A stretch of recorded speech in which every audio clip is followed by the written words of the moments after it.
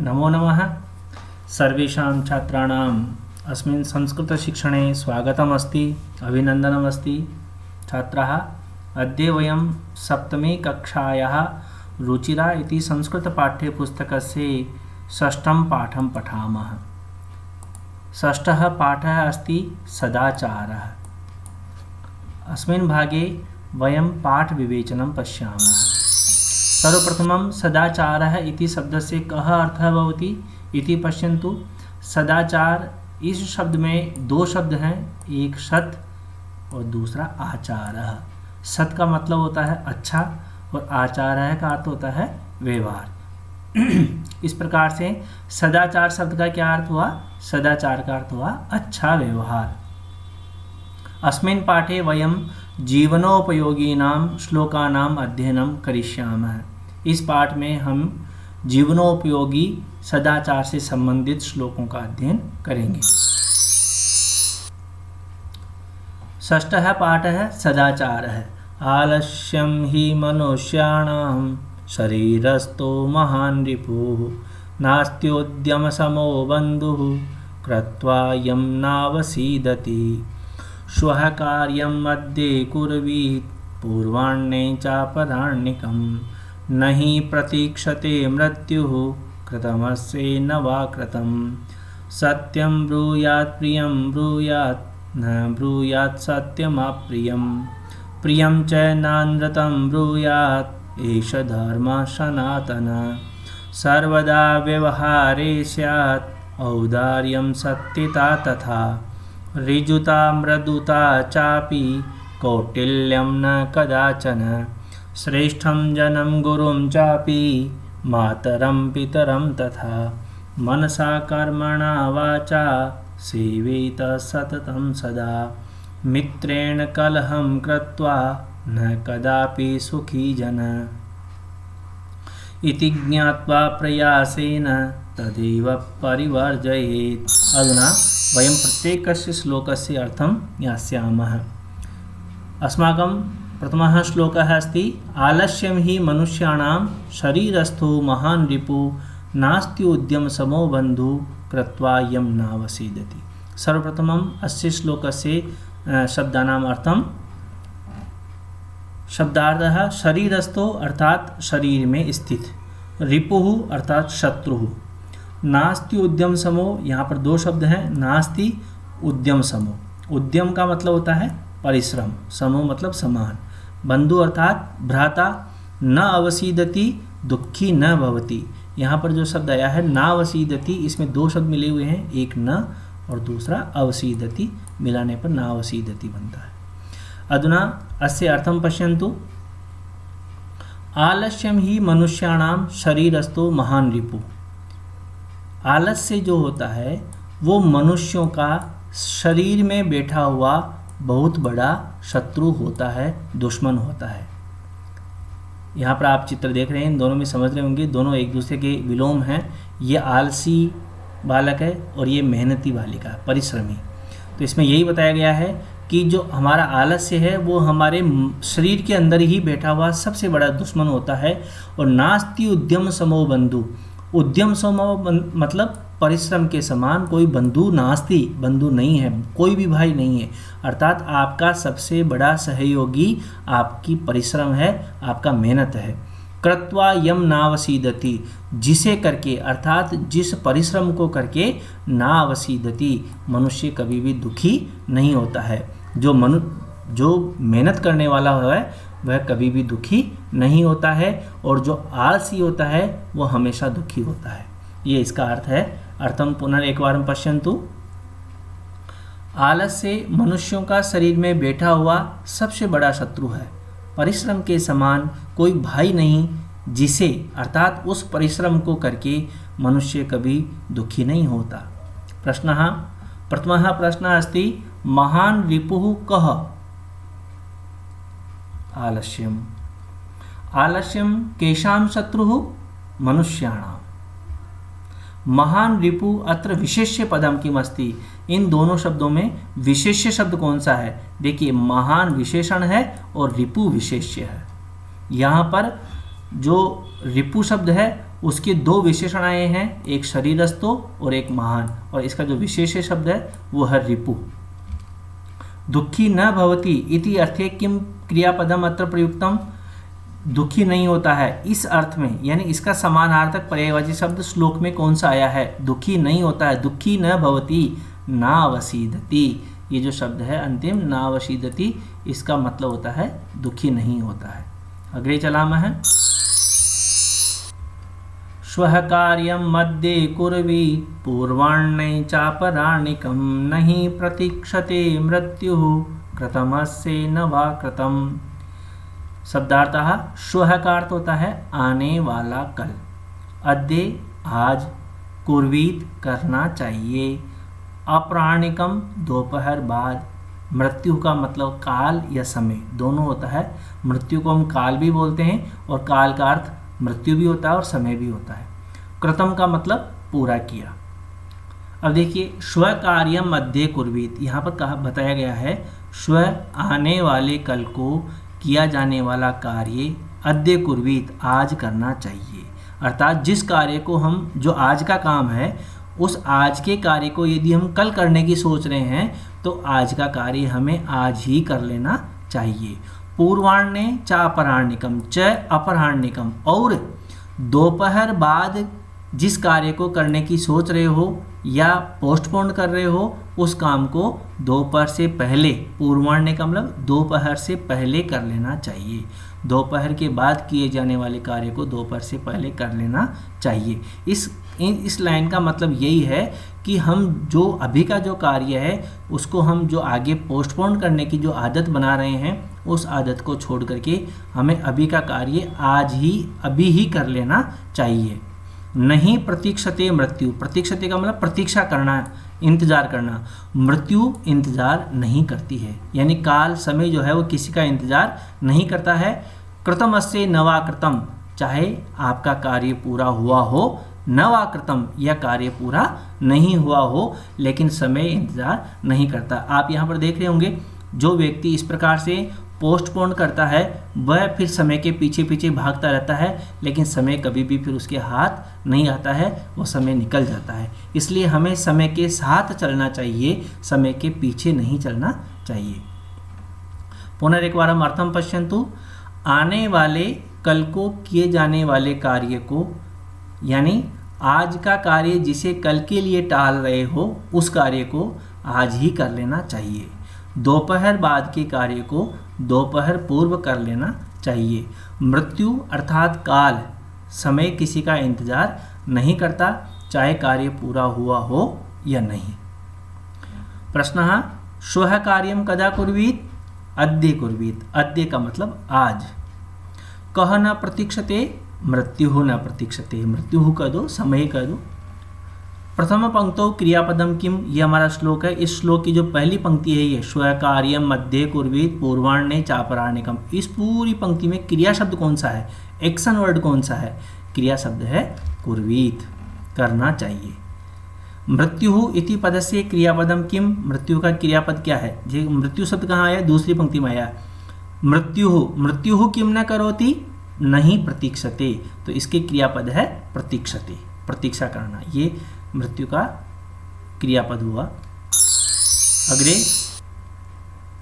सत्यम ब्रूयात प्रियम ब्रूयात न ब्रूयात सत्यम अप्रियम प्रियम च नानृतम ब्रूयात एष धर्मः सनातनः।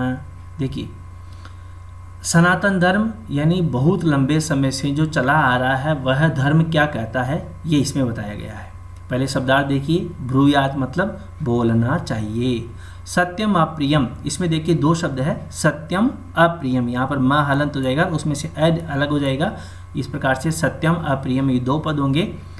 न अनृतम, यहाँ पर भी दो पद है, न अनृतम, अनृतम का अर्थ होता है झूठ। देखिए सत्यम ब्रूयात बोलना चाहिए, सत्य बोलना चाहिए, किम ब्रूयात सत्यम ब्रूयात, प्रियम ब्रूयात प्रिय बोलना चाहिए, सत्य बोलना चाहिए, प्रिय बोलना चाहिए। न ब्रूयात सत्यम अप्रियम, परंतु अप्रिय सत्य नहीं बोलना चाहिए। देखिए न ब्रूयात सत्यम अप्रियम, इसमें तीन बातें आई है, सत्यम ब्रूयात सत्य बोलना चाहिए, प्रियम ब्रूयात हमें प्रिय बोलना चाहिए, मीठा बोलना चाहिए।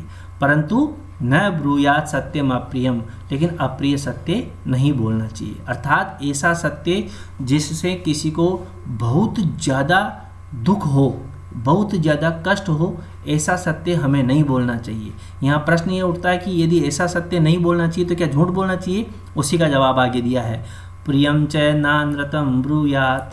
लेकिन प्रिय झूठ भी नहीं बोलना चाहिए। ना अनृतम, यहाँ पर भी दो शब्द है, न अनृतम, अनृतम का मतलब झूठ, लेकिन हमें प्रिय झूठ भी नहीं बोलना चाहिए। सत्य को प्रिय बनाने के लिए हमें प्रिय झूठ कभी नहीं बोलना चाहिए। एषः धर्म सनातन है, यही परंपरा से चला हुआ धर्म या बहुत समय से चला हुआ जो हमारा सनातन धर्म है वो यही बात सिखाता है। पुनरेकवारम अर्थम पश्यन्तु।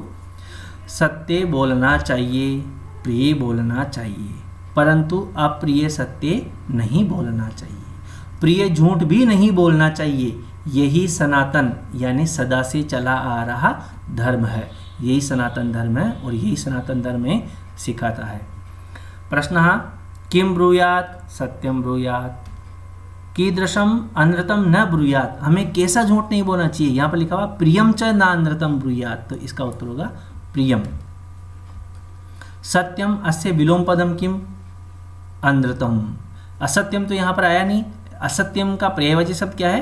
अनृतम, जिसको बोलते हैं हम झूठ, तो सत्यम का विलोम शब्द हुआ अनृतम। अग्रे सर्वदा व्यवहारे स्यात् औदार्यम सत्यता तथा ऋजुता मृदुता चापि कौटिल्यम न कदाचन। सर्वदा यानी हमेशा, स्यात् होनी चाहिए, औदार्यम मतलब उदारता, जेनेरियोसिटी, ऋजुता सरलता, मृदुता का अर्थ होता है कोमलता, कौटिल्यम मतलब कुटिलता, मन में किसी के प्रति बुरी भावना रखना ही कुटिलता होता है, और कदाचन का मतलब कभी भी।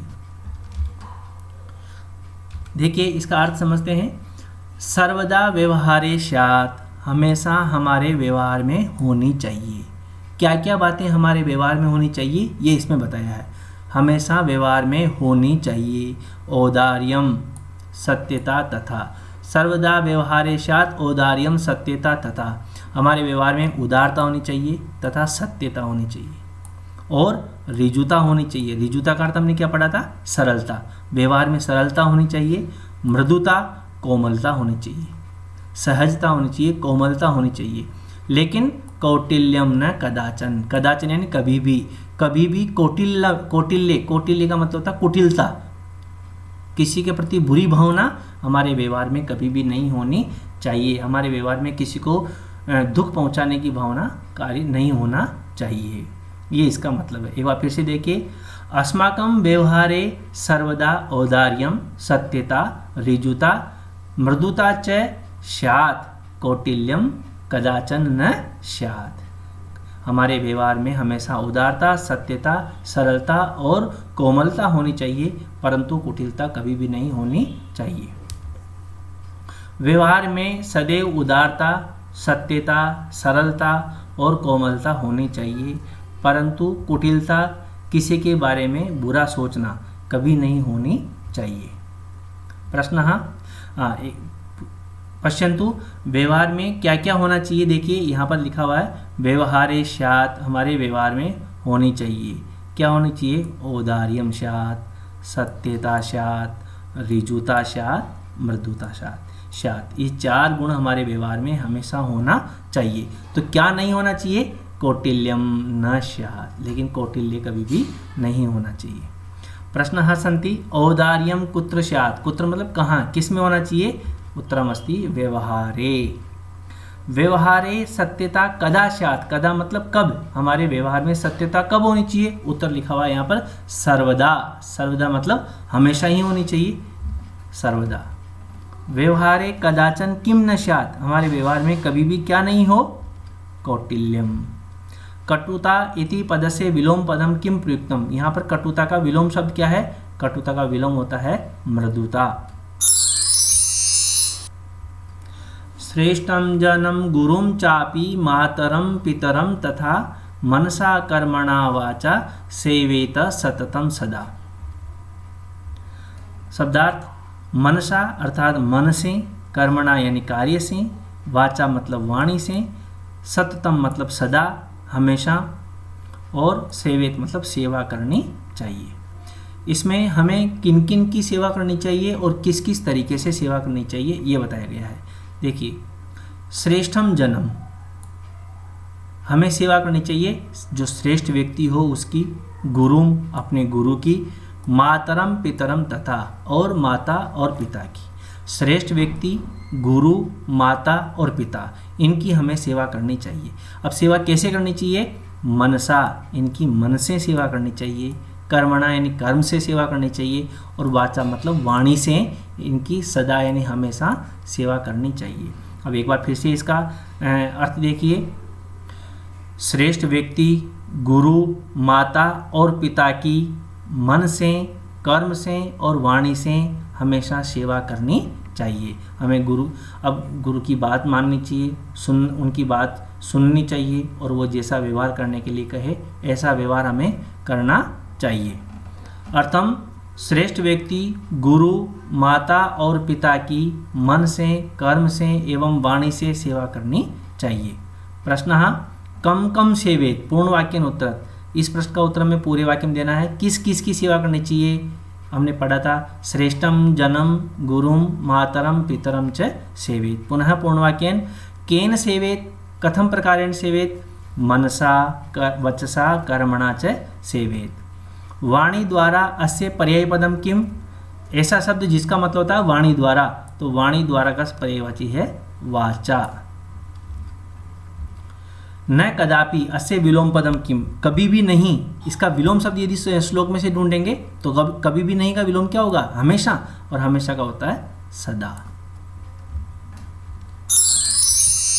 अग्रे, मित्रेण कलहम कृत्वा न कदापि सुखी जनः इति ज्ञात्वा प्रयासेन तदेव परिवर्जयेत्। देखो, ज्ञात्वा का अर्थ होता है जानकर, तदेव यहाँ पर दो शब्द हैं, तत एव यानी उसे, परिवर्जित का अर्थ होता है छोड़ देना चाहिए।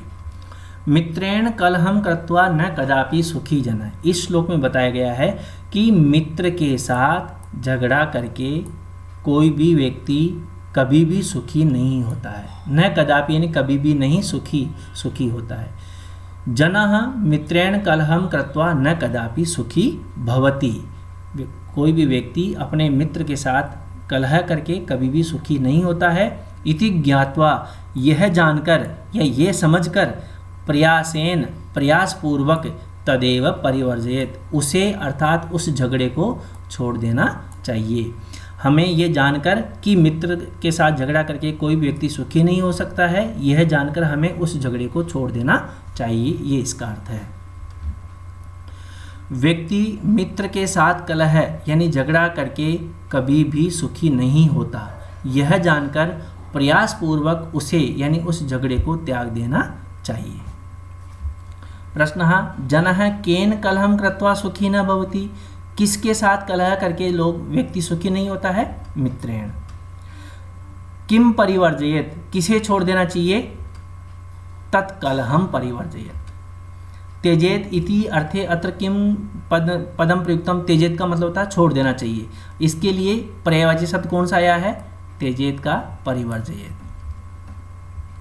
दुखी इति पदस्य विलोम पदम किम, दुखी का विलोम शब्द हम सब जानते हैं, दुखी का विलोम सुखी होता है। छात्राः, एवं प्रकारेण अस्माकं अयं पाठः समाप्तः। पाठस्य सर्वेषां श्लोकानाम् अर्थं वयं ज्ञातवन्तः। पुनः अस्य पाठस्य अभ्यासकार्यमादाय अहम् उपस्थितः भविष्यामि। तावत् शुभं मंगलम। धन्यवादः।